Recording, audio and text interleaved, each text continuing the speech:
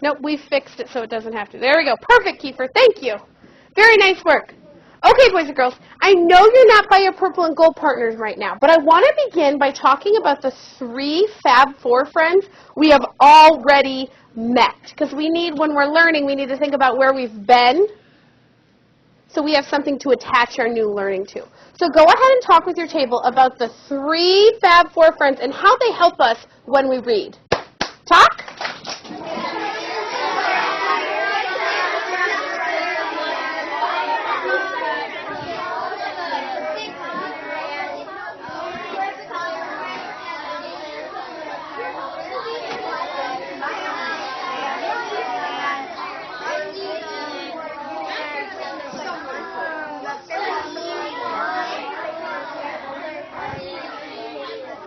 We're back? Okay, very good.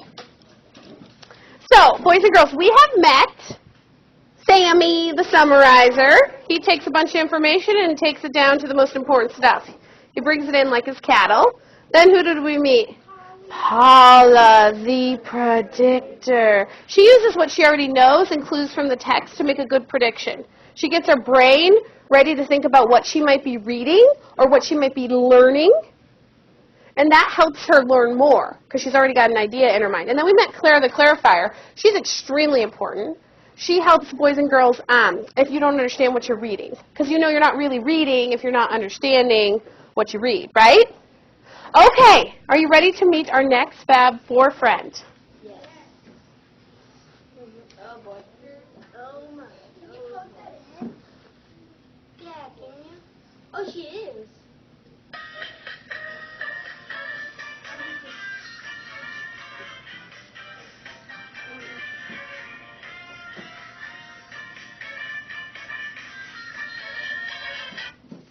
All right. I'm Quinn the Questioner here. Welcome to my talk show.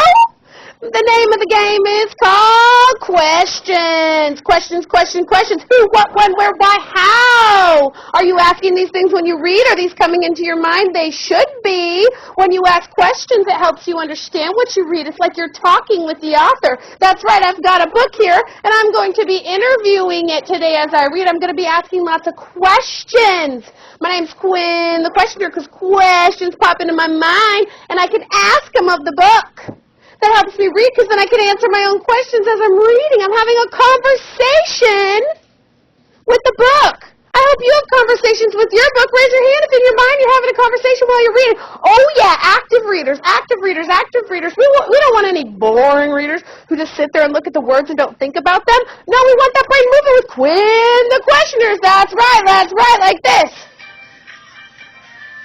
Your brain should be alive with questions.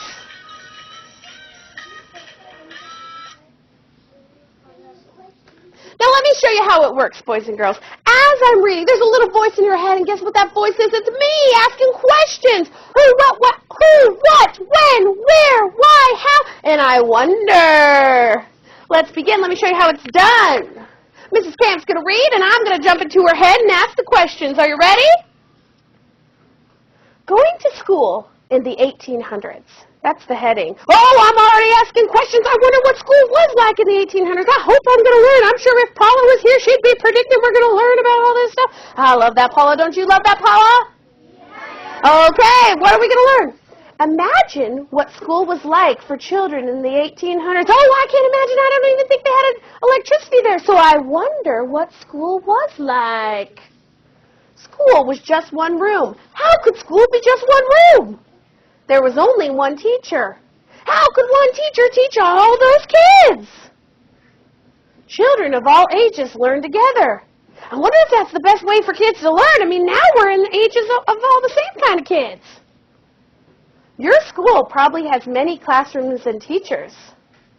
All of the children in your class are probably about the same age. I wonder if that's true.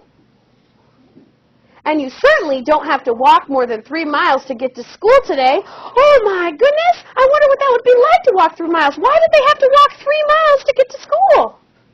But pioneer children often did. If Claire the clarifier was here, she'd be wondering about that word pioneer, because I'm wondering about it right now. I wonder what pioneer means. Sorry, Claire, for doing your job. Welcome to the schoolhouse. Ooh, I wonder if they're going to show me some pictures of what's actually in the schoolhouse. American pioneers began to move west during the 1800s. I wonder why they moved west. The first schools were built out of blocks of grass stacked like bricks. Blocks of grass? I wonder if that was safe for the kids. Some schools were built from logs. How'd they do that? Some were built into the side of a hill like a dugout. What did that look like? Children shared benches and desks. Why'd they have to share? Usually there was a large chalkboard at the front of the room. I wonder if it looked like our classroom.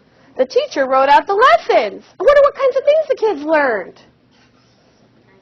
Did you notice how I just kept popping into Mrs. Camp's head as she was reading? There's no way Mrs. Camp wasn't going to understand what she was reading because she was doing something with that information. Do you understand why it's important to question? Try to talk to your tables about why it's important to question while you read. Talk.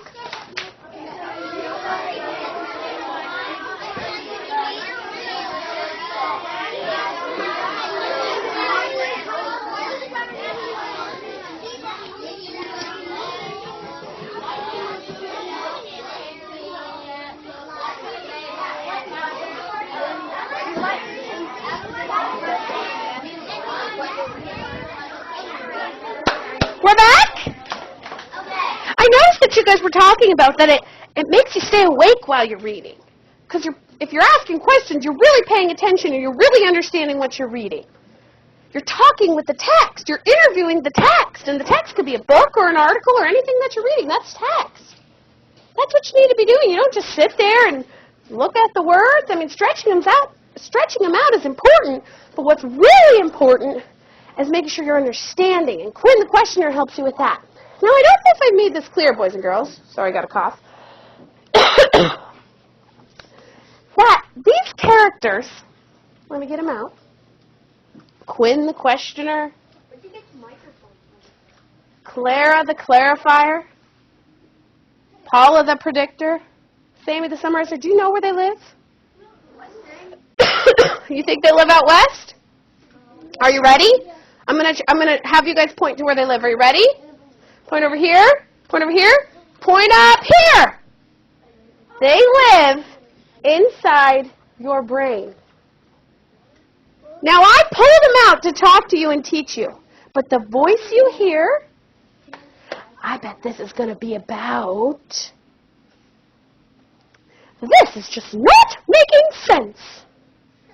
Oh, I need to think about what's important here. What's important is that I learned about cats, and that cats have 4 legs. All right, I wonder what's going to happen next. I wonder if we're going to learn about schoolhouses. They live inside your brain. They're those voices you hear when you're reading and really getting into a text and really understanding. So they have a really important job. And I hope you have heard some of these voices before. And you need to listen to yourself as you're reading and listen for their voices. And I'll know that when you're reading and you get a little smile, that maybe it was Paul the Predictor talking to you. Or maybe it was Sammy the Summarizer if you were stopping at the end of the page and thinking about what you were reading. Now, if you're not doing that, that's okay, because you get lots of practice in reading group. If you haven't started this yet, you will. And I kind of make you make predictions and find things to clarify in questions and summaries. But my hope, my sincerest hope in the deepest of my heart as your teacher, is that by the time you leave 3rd grade, those voices are so strong in your head while you're reading that you don't even need to write it down. You're just doing this. And then nothing can stop you as a reader. You're going to be so good. You're going to be able to read any book you want. Addie. Can you play the Swivl on To talk about them? Well, we were kind of doing that yesterday. I didn't actually have the puppets out. But yes, lots of voices. Sometimes they talk at once, don't they? Today we got Quinn and Clara.